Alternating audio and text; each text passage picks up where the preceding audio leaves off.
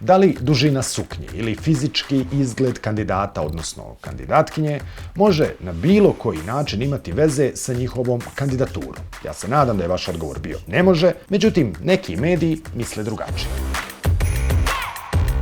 Tokom izborne kampanje, mediji i drugi kandidati svoje oponente mizogino svode na fizički izgled, oblačenje i privatni život. Cilj takvog predstavljanja je diskreditacija oponenata i skretanje pažnje sa njihovih političkih programa.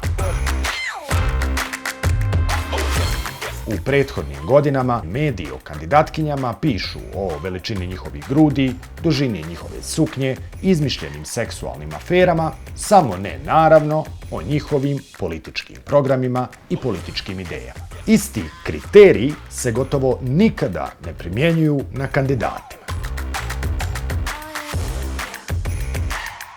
Žene u politici u Bosni i Hercegovini su svakako nedovoljno zastupljene, a ovakav pristup može ih dodatno obeshrabriti da se upuste u politički život.